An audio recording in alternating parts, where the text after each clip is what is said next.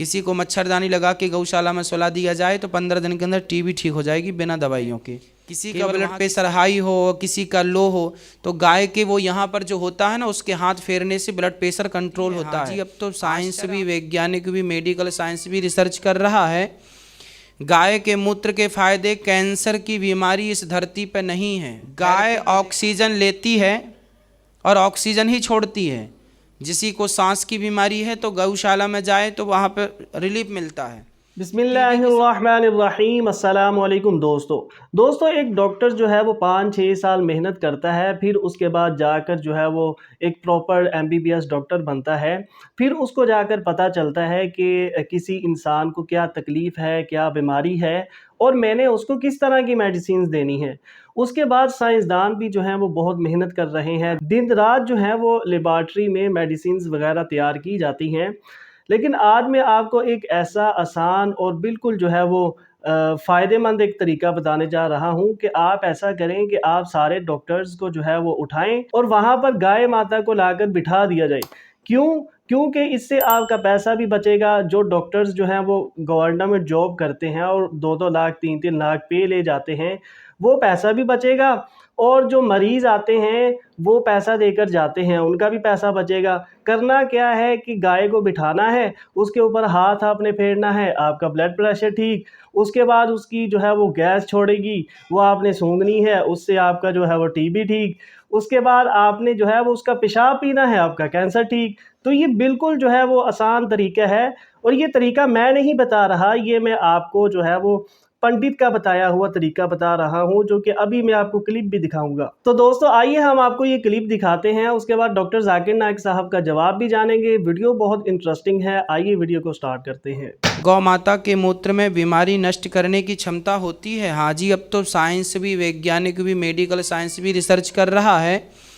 गाय के मूत्र के फायदे, कैंसर की बीमारी इस धरती पर नहीं है। थेरेपी दे दे के डॉक्टर मार और डालते हैं। कैंसर की बीमारी का यदि कोई इलाज है तो केवल हल्दी 2 चम्मच सवेरे, 1 चम्मच सवेरे हल्दी खाओ, 1 चम्मच शाम को कच्ची हल्दी खा के पानी पियो और दिन में 4 बार गौमूत्र ग्रहण कीजिए तो भी कैंसर जैसी बीमारी को भी गौमूत्र ठीक करता है। गाय सबकी माता है। गाय के चरणों में, गाय के रोम में किसी का ब्लड प्रेशर हाई हो, किसी का लो हो, तो गाय के वो यहाँ पर जो होता है ना, उसके हाथ फेरने से ब्लड प्रेशर कंट्रोल होता है। आश्चर्य आप मानेंगे, अमेरिका जैसे देशों में गाय को हाथ फेरने के 250 रुपये लगते हैं। 250 रुपये केवल हाथ फेरने के लगते हैं। क्यों? क्योंकि साइंटिफिक है। जिसका ब्लड प्रेशर हाई हो, गाय के यहाँ हाथ फेरो, गाय के पास रहो तो अपने आप ब्लड प्रेशर ठीक हो जाता है। हाई है तो ठीक हो जाता है, लो है तो भी नॉर्मल हो जाता है। गाय ऑक्सीजन लेती है और ऑक्सीजन ही छोड़ती है। किसी को सांस की बीमारी है तो गौशाला में जाए तो वहाँ पर रिलीफ मिलता है। टीबी की सबसे बड़ी दुश्मन गाय, अर्थात टीबी जैसी बीमारी को ठीक करने में गाय की अहम भूमिका है। किसी को मच्छरदानी लगा के गौशाला में सुला दिया जाए तो 15 दिन के अंदर टीबी ठीक हो जाएगी बिना दवाइयों के, केवल वहाँ की स्मेल से, वहाँ की खुशबू से। ये मैं नहीं बोलता, साइंस के सटीक प्रमाण हैं। जी भाई साहब। माई सेल्फ अनुराग जैन और मैं एक स्टूडेंट हूँ। ज़्यादा तो मैं नहीं जानता इस्लाम के बारे में, लेकिन जैसा आपने कहा तो मुझे ऐसा लगता है कि अल्लाह बहुत दयावान है, जो इंसानों पर और हर जीव पर यानी जानवर पर भी बहुत दया करता है।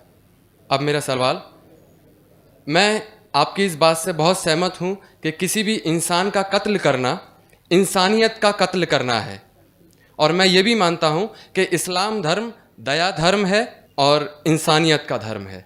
आपने कहा किसी भी इंसान का कत्ल करना इंसानियत का कत्ल करना है। क्या किसी जीव, किसी जानवर का कत्ल करना कहीं किसी मायने में दया और इंसानियत का कत्ल करना तो नहीं है?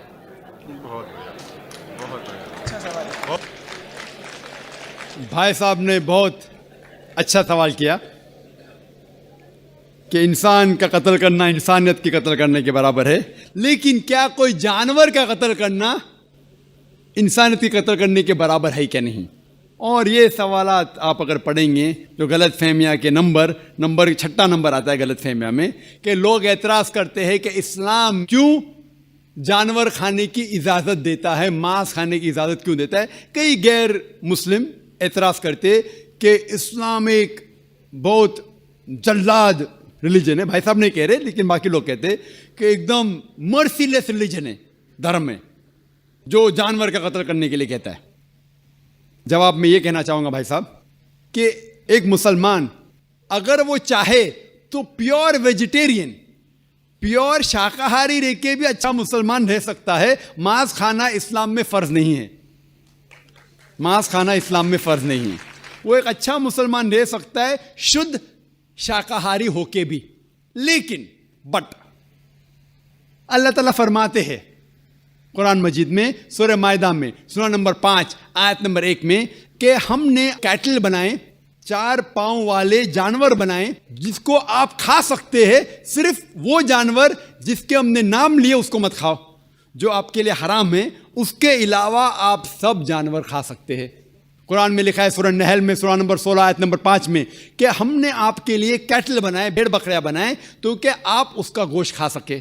कुरान में जिक्र है सूरह मोमिनीन में सूरह नंबर 23 आयत नंबर 21 में कि आप भेड़ बकरियों के गोश्त खा सकते। और कई आयतें हैं। हम पहले ये जान ले कि मेडिकल साइंस आज ये कहती है कि इंसान के जिस्म में हमको अमाइनो एसिड की जरूरत है, 22 अमाइनो एसिड की जरूरत है। इसमें से 8 अमाइनो एसिड जिस्म में पैदा नहीं होते, बाहर के खाने से लेना लाजिम है। और कोई भी वेजिटेबल फूड, कोई भी घास फूस, कोई भी फल में ये 8 के 8 अमाइनो एसिड है ही नहीं, लेकिन मांस में है और मच्छी में है। हाई लेवल ऑफ प्रोटीन है, high level of protein is present in the meat and in the fish. It is nutritious, vitamin K है और आयरन भी है। अगर आप देखेंगे, अगर आप तहकीक करेंगे कि जो जानवर जो सिर्फ घास फूस खाते हैं, मिसाल के तौर पे गाय, भेड़, बकरी, उनके दांत को आप देखेंगे, उनके दांत चपटे हैं, हर्बीवोरस सेट ऑफ टीथ। वो सिर्फ घास खा सकते, मांस खा ही नहीं सकते। अगर आप उन जानवरों के दांत देखेंगे जो मांस खाते हैं, carnivorous animal like tiger, leopard, lion, शेर, शेर बब्बर, चीता, इनके दांत देखेंगे तो इनके नोकीले दांत है, कैनाइन सेट ऑफ टीथ। वो सिर्फ मांस खाते, घास फूस खा ही नहीं सकते। अगर आप जाके आईने में और हम लोग जाके आईने में देखेंगे अपने दांत, इंसान के दांत चपटे भी है, नोकीले भी है। अगर खुदा चाहता था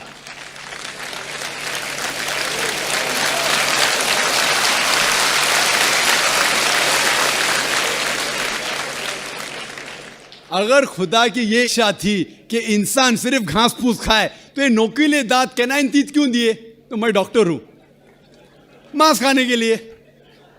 डाइजेस्टिव सिस्टम जो है हर्बीवोरस एनिमल का, गाय बकरी का डाइजेस्टिव सिस्टम, वो सिर्फ घास फूस डाइजेस्ट कर सकता है, हजम कर सकता है, गोश्त को हजम कर ही नहीं सकता है। आप अगर शेर, चीता, शेर बब्बर का डाइजेस्टिव सिस्टम देखेंगे, वो घास फूस हजम कर ही नहीं सकता है, सिर्फ गोश्त हजम कर सकता है। हम इंसानों का डाइजेस्टिव सिस्टम अल्लाह सुब्हाना व तआला ने इस तरीके से बनाया कि घास फूस भी हजम कर सकता है, गोश्त भी। तो हम घास फूस भी खा सकते हैं, गोश्त भी खा सकते हैं। तो दोस्तों ये थी आज की वीडियो। ऐसी ही इंफॉर्मेटिव और इस्लामिक वीडियोस के लिए चैनल को सब्सक्राइब करें। मिलते हैं नेक्स्ट वीडियो में। अल्लाह हाफिज़।